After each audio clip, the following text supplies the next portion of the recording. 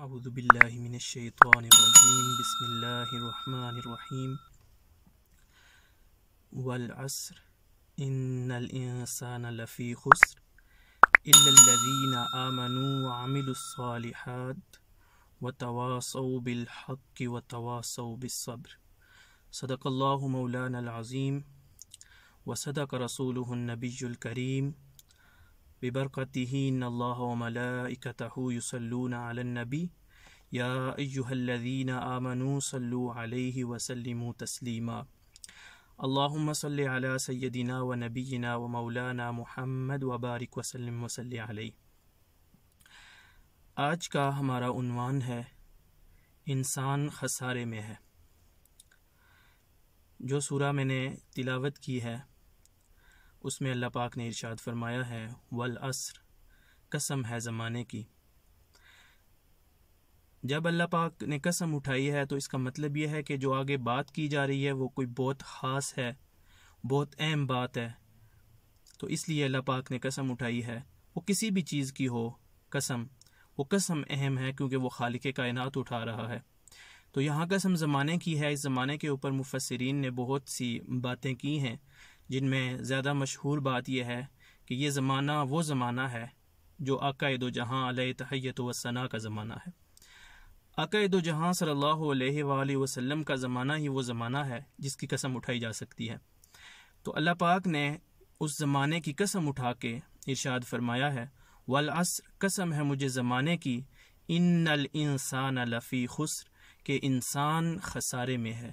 بے شک انسان خسارے میں ہے، سارے انسان خسارے میں ہیں، ما سوائے ان لوگوں کے، الا الذین آمنوا، ان لوگوں کے جو ایمان لائے، وعملوا الصالحات، اور اچھے اعمال کیے، وتواصوا بالحق وتواصوا بالصبر، اور ایک دوسرے کو صبر کی تلقین کی اور حق کے اوپر رہنے کی تلقین کی۔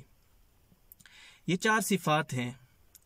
اگر کوئی ان چار صفات کے اوپر عمل پیرا ہے اور جس کے اندر یہ چار صفات ہیں، ان کو چھوڑ کے باقی سب خسارے میں ہیں۔ اللہ پاک نے کیونکہ قسم اٹھا کے فرمایا ہے کہ انسان خسارے میں ہے، اور ما سوائے ان لوگوں کے جو ایمان لائے۔ ایمان کیا ہے؟ ہم سارے لوگ کہتے ہیں کہ میں اس چیز پہ ایمان لے آیا ہوں، میں مسلمان ہوں، میں ایمان رکھتا ہوں۔ ایمان کا مطلب کیا ہے؟ ایمان لانے کا مطلب یہ ہے کہ اللہ وحدہ لا شریک کو واحد ماننا، وحدہ لا شریک ماننا، حاکم ماننا، مالک ماننا، ہر چیز سے افضل اس کا حکم ماننا، اور من و عن اس کو قبول کرنا۔ اور پھر رسول اللہ صلی اللہ علیہ وآلہ وسلم پہ ایمان کا کیا مطلب ہے؟ ما آتاکم الرسول فخذوا وما نہاکم عنہ فانتہوا۔ اللہ کے رسول صلی اللہ علیہ وآلہ وسلم پہ ایمان لانے کا مطلب یہ ہے کہ آقا دو جہاں صلی اللہ علیہ وآلہ وسلم نے جو عطا فرمایا اس کو قبول کرنا، اور جس سے روک دیا اس سے رک جانا۔ یہ ہے آقا دو جہاں پہ ایمان لانا۔ ہر بات پہ کوئی بھی سوال نہیں کر سکتے۔ آقا دو جہاں صلی اللہ علیہ وآلہ وسلم پہ کوئی سوال نہیں کر سکتا، اللہ کے حکم پہ کوئی سوال نہیں کر سکتا کہ یہ کیوں کیا جائے، یہ کیسے کیا جائے، اس پہ ہمارا کیا فائدہ ہے۔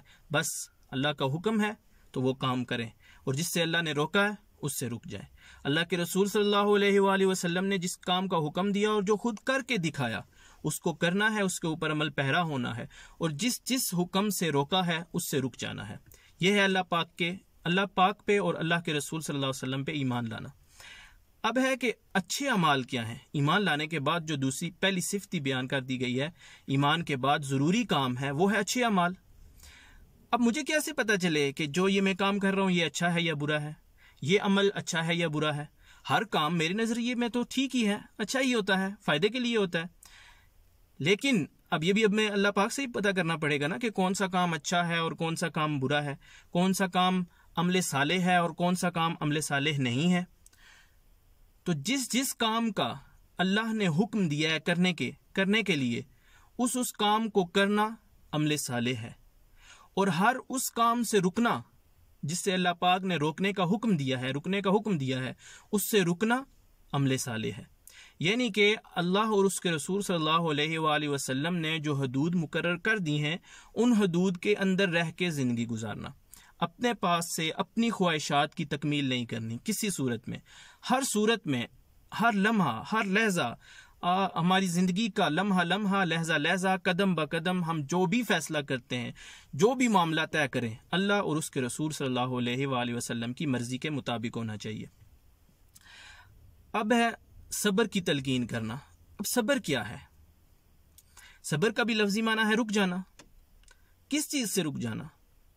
حدود اللہ، جو اللہ پاک نے حدود مقرر کر دی ہے انسان کے لیے، اس حدود کے اندر رہنا، اس کو پوری زندگی کبھی بھی کسی بھی صورت میں کراس نہیں کر سکتے۔ حدود اللہ کو کراس نہ کرنا، اس کے اوپر رک جانا۔ ہمارے ہاں یہ سمجھا جاتا ہے کہ کبھی بندے کے اوپر مصیبت آ جاتی ہے تو وہ چپ کر جاتا ہے یا وہ شور سے نہیں روتا، مطلب تو وہ صبر ہے، شاید اس نے صبر کر لیا ہے۔ صبر کا یہ مطلب نہیں ہے کہ صرف آپ کے اوپر جب کوئی مصیبت آئے تو آپ چپ کر کے اندر بیٹھ جائیں، یہ صبر ہے۔ بلکہ صبر کا یہ مطلب ہے، اب جیسے ہمارے ہاں ایک رواج ہے کہ جب کوئی بندہ فوت ہو جاتا ہے تو ہم کہتے ہیں کہ بہت افسوس ہوا ہے۔ یہ لفظ نہیں کہنا چاہیے۔ اللہ کا حکم ہے، آپ کو کیوں افسوس ہو رہا ہے؟ میں کون ہوتا ہوں افسوس کرنے والا اللہ کے حکم پہ؟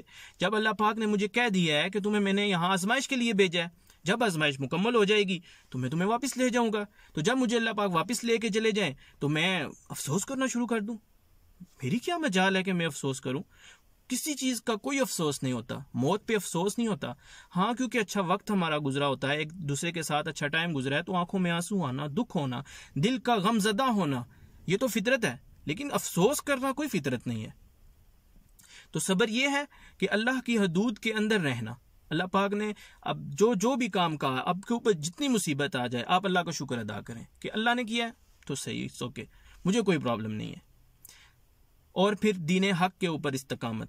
جب آپ ایمان لے آئیں، آپ عمل صالح کرنا شروع ہو گئے، آپ حق کے اوپر جم گئے، تو اب اس کے اوپر ڈٹے رہنا پوری زندگی، کبھی بھی، خود بھی اور دوسروں کو اس کی تلقین بھی کرنا، خود بھی صبر کرنا، دوسروں کو اس کی تلقین کرنا، خود بھی نیک اعمال کرنے اور دوسروں کو بھی اس کی تلقین کرنا۔ یہ ہے آج کا ہمارا موضوع کہ انسان خسارے میں ہے ما سوائے ان 4 صفات کے۔ جس کے اندر یہ 4 صفات پائی جاتی ہیں وہ خسارے میں نہیں ہے، اور جن کے اندر یہ 4 صفات نہیں پائی جاتی ہیں وہ سارے کے سارے خسارے میں۔ اور خسارے کا کیا مطلب ہے؟ خسارے کا مطلب ہے کہ ہم نقصان میں، ہم کبھی بھی کامیاب نہیں ہو سکتے، نہ اس دنیا میں نہ آخرت میں، سب خسارے میں ہیں۔ ان 4 خصوصیات کے علاوہ جتنے بھی ہم زندگی گزار رہے ہیں، ہم نقصان والی زندگی گزار رہے ہیں، ہم خسارے والی زندگی گزار رہے ہیں۔ اور اللہ پاک نے اتنی بڑی قسم اٹھا کے یقینی طور پہ یہ بات یقین دلانے کے لیے کہی ہے کہ انسان سارے کے سارے خسارے میں، ما سوائے ان لوگوں کے جن کے اندر یہ 4 خصوصیات پائی جاتی ہیں۔ آئیں اللہ پاک سے دعا کرتے ہیں کہ اللہ پاک ہمیں اپنے حکم کے اوپر عمل کرنے کی توفیق عطا فرمائے، اور ہر لمحہ، ہر لحظہ، ہر کام صرف اور صرف اللہ اور اس کے رسول صلی اللہ علیہ وآلہ وسلم کی حکم کے مطابق کرنے کی توفیق عطا فرمائے۔ وآخر دعوانا الحمدللہ رب العالمین۔